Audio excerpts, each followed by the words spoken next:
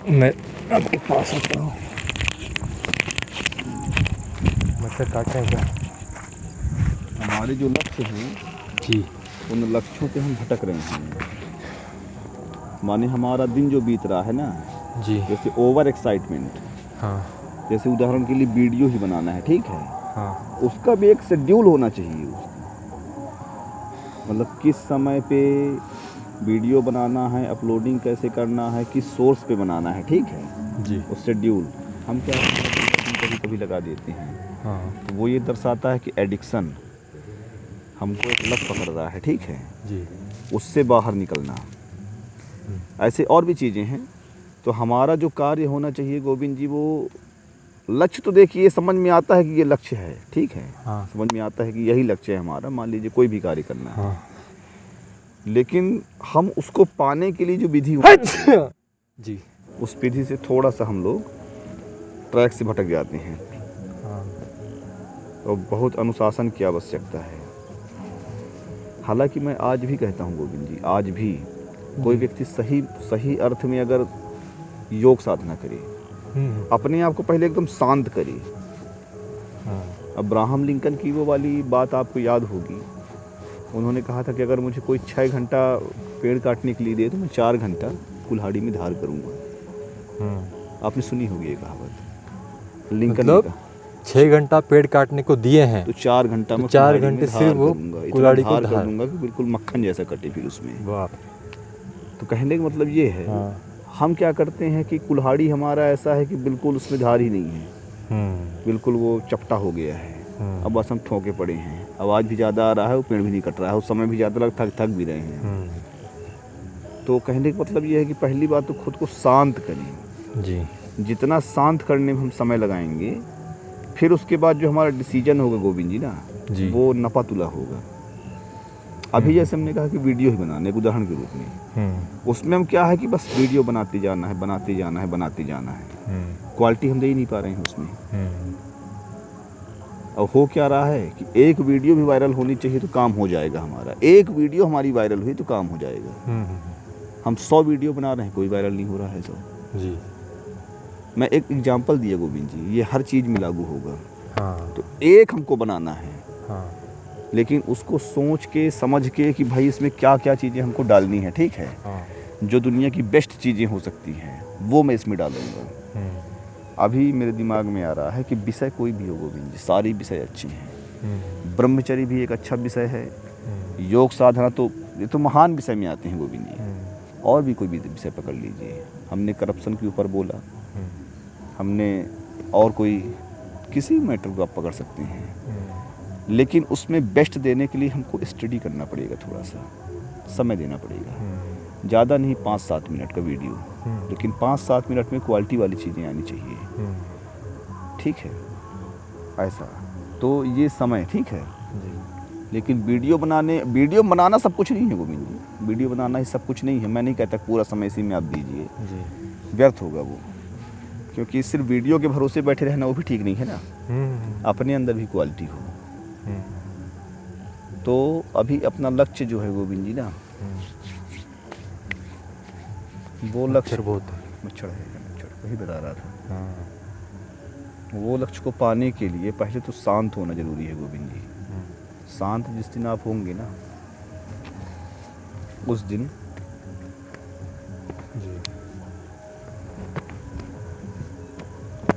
दिन क्वालिटी वाली चीज़ें निकलेंगी आपके अंदर से। लोग भी सुनेंगे और लक्ष्य की प्राप्ति भी होगी।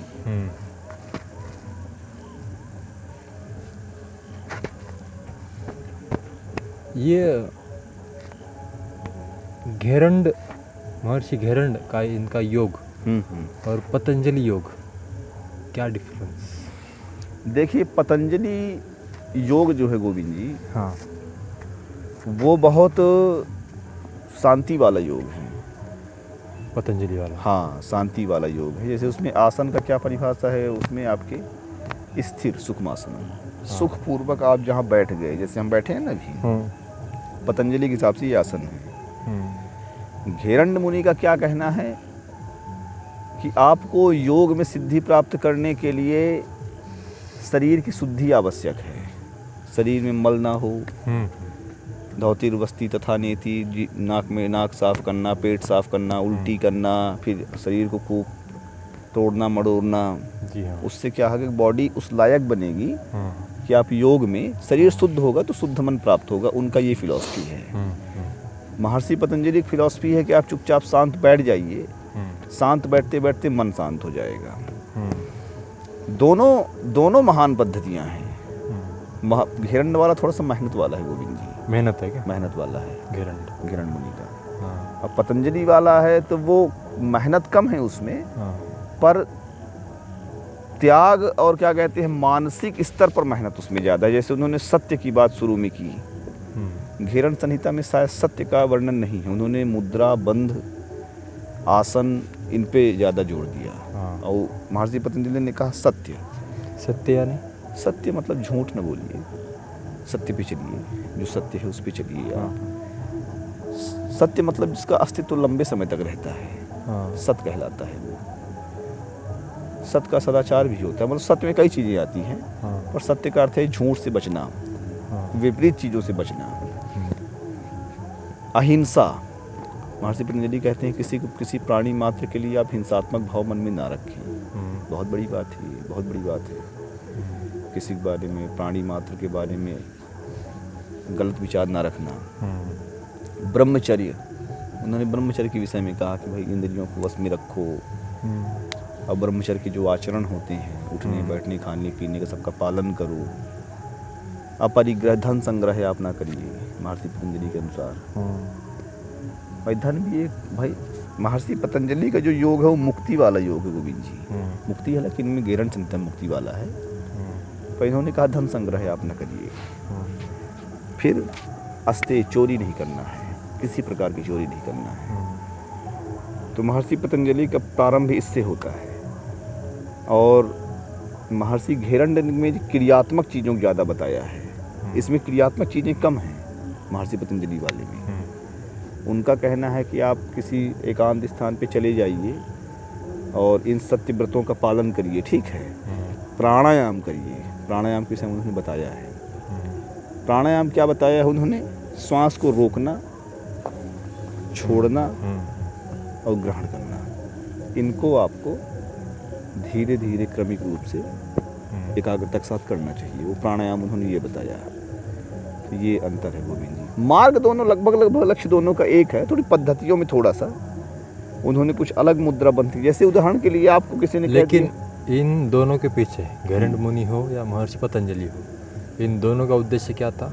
सिर्फ आरोग्य, एकमात्र। सब निचोड़ अगर निकाला जाए दोनों का, आरोग्य का वर्णन घेरंड संहिता में है गोविंद जी, लेकिन इसमें नहीं है पतंजलि वाले में। हाँ। और उसमें आपके सिर्फ समाधि का वर्णन दिया है। आरोग्य शब्द का प्रयोग एक भी जगह महर्षि पतंजलि में नहीं है, लेकिन घेरंड संहिता लेकिन ये खाना पीना, शरीर शुद्धि करना नहीं दिया है, नहीं दिया है, ये सब नहीं दिया है। सांस लेना उसमें पतंजलि वाले में नहीं दिया है। हाँ। पतंजलि में नहीं दिया है सब चीज़ें, घेरंड संहिता में दिया है सब चीज़ें। खाने पीने की विधि बताया है उसमें, लेकिन उसमें का स्वास्थ्य जो है गोविंद जी, वो घेरंड संहिता जो बता रहा है उसमें का स्वास्थ्य मतलब शारीरिक है, उसमें आसन है ना, क्योंकि आसन है तो वो स्वास्थ्य ही बताया है। लेकिन उसमें असल में वो वाला स्वास्थ्य बताया, मतलब मन को सात्विक करने का तरीका है। कि मन में जो तमोगुण होता है, गुस्सा आना, नफरत होना, काम वासना आना, इनसे कैसे बचना है, तो इसके बारे में दिया है घेरंड संहिता में। और महर्षि पतंजलि का इन विषयों में कोई वो नहीं था, मतलब कोई जिक्र नहीं है। उन्होंने साफ छोटे छोटे शब्दों में कहा है ब्रह्मचर्य का पालन, अब उसमें आप गिन लीजिए उसमें क्या क्या करना है। प्राणायाम के विषय में बताया, फिर ध्यान के विषय में बताया, जैसे यम, नियम, आसन, प्राणायाम, प्रत्याहार, धारणा, ध्यान, समाधि, ये महर्षि पतंजलि के चरण हैं मोक्ष तक जाने के लिए। और घेरंड संहिता में क्या है? सत्कर्माणि समाचरेत।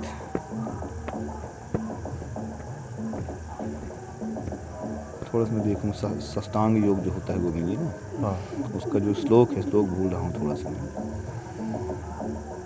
उसका एक बार देखूँगा तुरंत याद आ जाएगा। तो उसमें बताया है पूरा स्तर, 64 का। आज व्यायाम हुआ है मेरा अच्छा। हाँ हाँ, दौड़ लगा लिया कहीं, दौड़ और जैसे आपने लगाया ना। मेरी इच्छा हो रही थी और करूं। अभी धीरे धीरे होगा, थोड़ा मैं घुल मिल गया।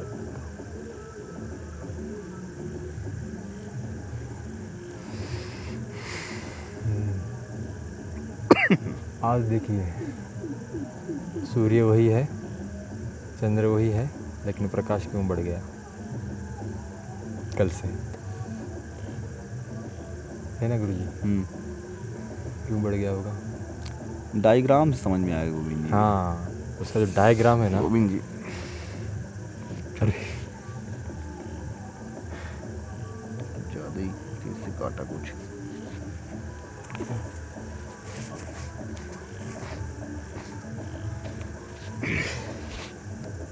है ना, वो अगर निकल जाए ना बहुत कुछ रहस्य निकल जाएंगे उससे धीरे धीरे। नहीं तो वो डायग्राम साइंटिस्ट लोग बताते तो हैं गोविंद जी, उसका एंगल पूरा पृथ्वी उसको की हम भी देखिए, निकाल सकते हैं गुरुजी। पृथ्वी की 2 गति है। हम अगर अपनी बुद्धि का अगर चलेंगे ना तो और उसके आगे नहीं वो और निकल उसके जाएगा, आगे। निकल जाएगा। पृथ्वी धीरे देखिए धीरे 2 धीरे प्रकार धीरे। से गति कर रही है। हाँ एक ऐसे घूम रही घूर्णन, हाँ और एक होता है परिक्रमा। ठीक है, सूर्य यहाँ है, पृथ्वी ऐसे भी घूम रही है और ऐसे भी घूम रही है गोविंद जी, 2 प्रकार से। तो जो ये वाला होता है गोविंद जी, ये क्या करता है, दिन और रात को बनाता है, दिन और रात। और जो ये वाला होता है, ये ऋतुओं को बनाता है, वर्ष बनाता है, ठंडी गर्मी ये सब चीज़ें। ठीक है, और यही वाला जो है गोविंद जी, इस ये वाला जो है, ये तो दिन रात बनाया आपका। ठीक है, और इसी के साथ चंद्रमा भी घूम रहा है पृथ्वी के चारों ओर, तो उससे क्या है, ये सब बनता है, मतलब ये चांदनी रात, अमावस्या की रात, उससे चंद्रमा के घूमने के कारण ये चीज़ें बनती हैं। अब इसका डायग्राम हो तो फिर पूर्णिमा कब आता है, ये सब चीज़ें धीरे धीरे करके है ना क्लियर हो वो। हालांकि अभी बन सकता है यहाँ पास, अंधेला हो गया है। चलें क्या? चलिए, मच्छर बड़े बड़े दिख रहे हैं बहुत। देखिए 3 प्रकार की घूर्णन हो रहा है गोविंद जी। पृथ्वी का अपने अक्ष पर घूमना, जिसको कहते हैं घूर्णन। जी हाँ। ठीक है, हाँ। पृथ्वी का सूर्य के चारों ओर घूमना, इसको कहते हैं परिक्रमण। और तीसरी होती है चंद्रमा का पृथ्वी के तीनों माने उसमें घूमना चारों ओर जी, उसको चंद्रमा का परिक्रमण है। ठीक है, इसी के आधार पर ऋतुएं होती हैं, इसी के आधार पर दिन रात होते हैं, और इसी के आधार पर अमावस्या पूर्णिमा होती है।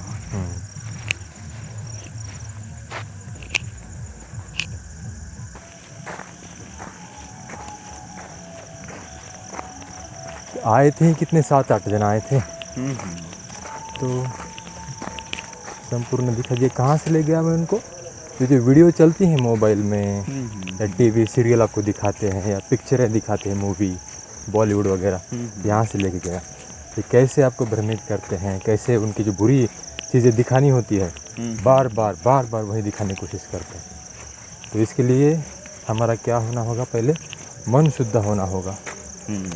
हमारे विचार अगर सात्विक रहेंगे, मन शुद्ध होगा, तो बुरी भी चीज़ अगर हमारे सामने आएगी तो हम देखेंगे क्या, उसको नहीं देखेंगे, छोड़ देंगे। अगर मन ही बुरा होगा, दूषित होगा, तो ना दिखते हुए भी उसके अंदर जाकर ढूंढ कर निकाल लेंगे उसको, तो बुरी चीज़ को।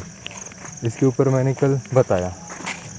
फिर मन को शुद्ध करने के लिए क्या करें, आचार विचार, अन्न और मन, अन्न के बारे में फिर बताया।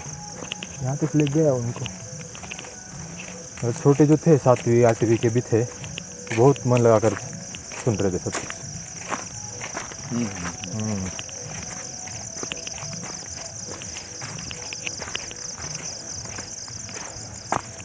तो आज क्या हो गया है, सब खान पान ही दूषित हो गया है। और घूमते हैं सफ़ेद कपड़े भगवे कपड़े पहनकर।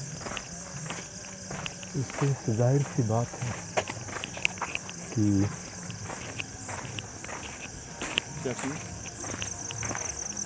गलत अन्न से मन तो दूषित होगा ही, गलत आचार से विचार भी वैसे ही राक्षसी विचार हो जाएंगे। तो विचार वैसे होंगे तो फिर जो भी हम कर्म करेंगे वो तो वैसे ही होंगे राक्षसी वृत्ति के। लेकिन वो राक्षसी वृत्ति क्या होगी, उसके एरिया में वो महान होगा। कैसे? अभी जो राक्षसों की दुनिया है, 100 राक्षस समझ लीजिए, तो उनको वही, उनका ही खाना पीना वही अच्छा लगेगा ना गुरु जी। अगर उसमें एक देवी गुण वाला अगर उन 100 में चला जाए अंदर उनके, तो उनको एक्सेप्ट करेंगे क्या वो 100 लोग, 100 राक्षस? नहीं करेंगे। उसको वो दिक्कत करेंगे, उस समाज में रहने नहीं देंगे, उसको मार डालेंगे। लेकिन ताकत किसमें होगी ज़्यादा? जो सात्विक आहार लेता है, जीवित अन्न लेता है। देखिए, सात्विक आहार का एक अलग महत्व है गोविंद जी। सात्विक आहार से प्रज्ञा बढ़ती है, प्रज्ञा बुद्धिमत्ता ज्ञान बढ़ता है इससे। हाँ, उससे तो सब कुछ बढ़ेगा ना गुरु जी। सात्विक यानी जीवित अन्न। जीवित अगर खाएंगे हम तो सब कुछ होना ही होना है, ताकतवर। फिर बुद्धि हो, शरीर हो, ज्ञान हो, विचार हो, जो कुछ भी हो। देखिए, ब्राह्मण लोग इतना आगे जानते हैं गोविंद जी क्यों हैं? हाँ। अपने नियम कर्म की वजह से।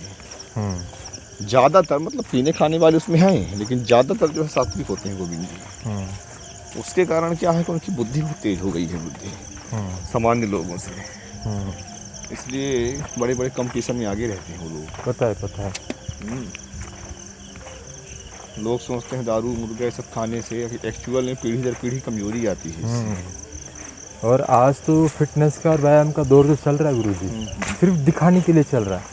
मेरे मसल्स कितने हैं और मैं कितने स्लिम हूँ, इतने में चल रहा है। असली ताकत बुद्धि की है कि नहीं? कैसे बढ़ाएंगे, क्या बढ़ाएंगे, ये भी दौर है। तो राजेश खन्ना कहता ना, मरते समय तक कहते चला गया। वो भी एक दौर है, ये भी एक दौर था। एक शायरी सुनाता था ना वो राजेश खन्ना, पता है? एक दौर था, ये भी एक दौर है, ये वाला। हाँ, शायरी सुनाते हैं वो। बहुत हर जहाँ कहाँ पर भी गए वो शो में अवार्ड लेने, तो यही शायरी सुनाते थे। राजेश खन्ना। अच्छा। क्योंकि उनके दौर में वो मेगा स्टार थे। लेकिन आज क्या हो गए, पूरे जीरो हो गए। तो उनको ये ही कहने के, उनको ये जतलाना है आज की दुनिया को कि वो भी एक दौर था और ये भी एक दौर है। वो दौर मेरा था, ये दौर आपका है, ऐसे कुछ है। लेकिन बीमारी से चले गए वो।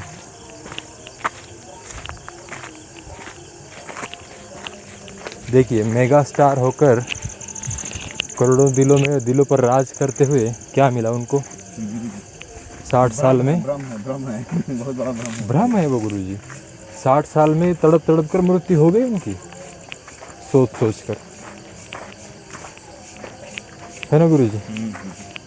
ये अच्छी मृत्यु थोड़ी आई उनको। ये भी एक बहुत बड़ी बात निकल रही है। ये पापों से कर्म पापों का फल है। बिल्कुल। लेकिन अनजाने में राक्षस पाप करता है क्या? नहीं करता है।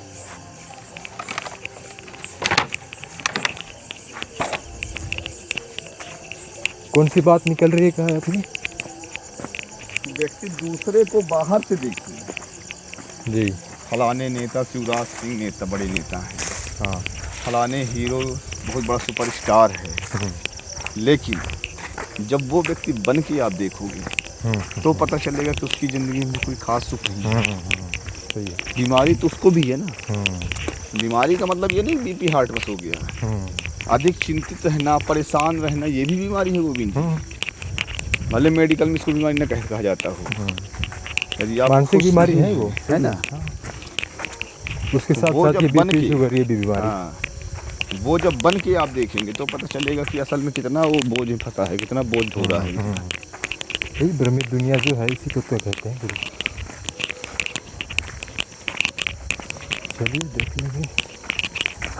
मैंने कहा अभी 150 करोड़ का भारत बड़ा देश है। 150 करोड़ अगर राक्षसी वृत्ति के हैं सभी,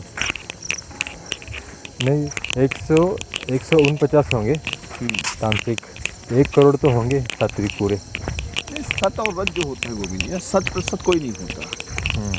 जो तमोगुणी व्यक्ति भी होगा वो भी 100% तमोगुणी नहीं है। वो आज गुरु थोड़ा सत्य है उसके अंदर। जो खान पान है ना, सब कुछ प्रक्रिया किया हुआ है। प्रक्रिया किया है ना, तामसिक है, मरा हुआ खाना है, सब कुछ। तो रोटी भी हो गई तो देख लो, मनुष्य का भोजन है ही क्या, पता ही नहीं किसी को। ये अगर आ गए सामने गुरु जी, इसके ऊपर कार्य करेंगे ना तो बहुत एक क्रांति घट जाएगी। कौन सा वाला? यही मनुष्य का अन्न जो कह रहा हूँ ना मैं, प्रक्रिया क्यों करके खाता है मनुष्य? किसने कहा? रोटी बनाने को किसने कहा? मार कर वो गेहूँ को भून कर खाने को। ये तो सीधा सीधा है कैलकुलेशन अगर करेंगे विज्ञान के तौर पर। ये सब प्रवाह के उल्टी बातें हैं, जो अभी कलयुग का जो प्रवाह है गुरु जी, उससे विपरीत बातें हैं। लेकिन इसे कोई झुटला भी नहीं पड़ेगा, झुटला भी नहीं सकेगा। बिल्कुल बिल्कुल। अगर आज के समय में पता लग गया जीवन जीने का तरीका है क्या, खान पान है क्या, फिर उसमें भी वही शक्तियाँ, असीम शक्तियाँ जो थी महापुरुषों में पहले, अपने आप आ जाएगी।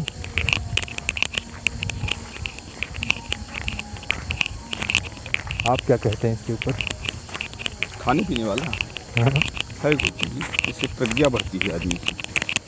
मुझे सिर्फ एक बताइए इंसान की कि सबसे बड़ी ताकत प्रज्ञा है। अभी जो चावल दाल चावल ये तो साधारण कुछ कहा जाता है ना, सात्विक इसे ही कहा जाता है ना, हाँ हाँ। बगैर प्याज लहसुन का। लेकिन वो चावल दाल और गेहूँ रोटी भी क्या होगी, प्रक्रिया बना के खाया, भून कर मार कर उसको खा लिया हमने। इसी सात्विक। आज के समय में चीज़ें इतनी कठिन हो गई हैं गोविंद जी, हाँ, नेचुरल चीज़ें भी मिलना मुश्किल पड़ गया है।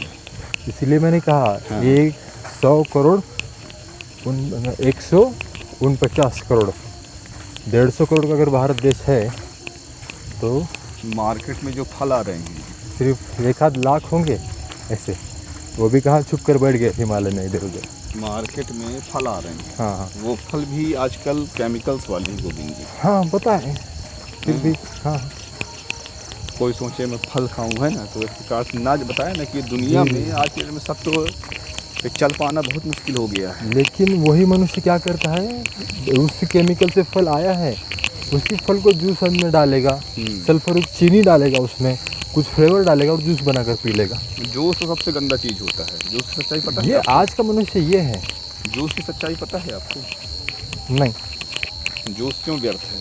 हाँ फल में खाली रस नहीं होता गोविंद जी, उसके जो फाइबर्स होते हैं, हाँ हाँ उसका जो गूदा होता है, वो भी पोषक तत्वों के भंडार होते हैं। सिर्फ आप रस में जाएंगे तो उसमें ज़्यादातर मात्रा में शक्कर होता है, नेचुरल शक्कर है, वो प्राकृतिक शुगर है, ठीक है, बट एक्चुअल में पूरा पोषक तत्व नहीं होता उसमें। लोग सोचते हैं कि फल का जूस पी लिया मतलब सबके लिए, ऐसा नहीं है। उसके जो गूदा होता है, फाइबर्स, उसको खाना मेन होता है। तो फलों का जूस पीना एक प्रकार से स्वास्थ्य के लिए हानिकारक मैं कहूँगा उसको। फल को मूल रूप में खाइए आप, उसके गूदा को भी खाइए, रस को भी खाइए, तब वो फल टेस्टी है। गन्ने को कोई वैसा खा ले अच्छी बात है, लेकिन सिर्फ उसका शक्कर बना के खाए, जैसे गुड़ और शक्कर में अंतर हो जाता है गोविंद जी। गुड़ कहीं ना कहीं सेहतमंद में आता है और शक्कर जो है वो नुकसानदेह में आ जाता है शक्कर गन्ने की दोनों जो ईश्वर ने दिया है वैसे ही खाओ, उसी फॉर्म में खाइए आप। वैसे ही वो रोटी वाला है। तो ये बात हमेशा ध्यान रखिएगा कि फलों का जूस पीना स्वास्थ्य के लिए हानिकारक है। उसको फल के रूप में ही खाइए आप, ताकि उसका गूदा भी आप पेट में जाए, उसका बैलेंस वाली गाड़ी है उसका। वैसे ही कैलकुलेशन अभी रोटी का कीजिए। आप मेरे शरीर का सिर्फ खून पिए, कोई भी मतलब, तो वो फल एक प्रकार का रस उसका खूना है, लेकिन उसके साथ मांस भी है और भी चीज़ें हैं, वो भी पौष्टिक हैं। वो भी आप उनको कचरा समझ के फेंक रहे हो, वो एक स्वाद वाला चीज़ है, चलो मीठा लग गया थोड़ा सा, चबाना नहीं पड़ा उसको। हाँ, इसलिए हमेशा किसी को बोलिए कि फलों का जूस सेहत के लिए हानिकारक है, अच्छी चीज़ नहीं मानी जाती है। फल को फल के रूप में खाइए आप।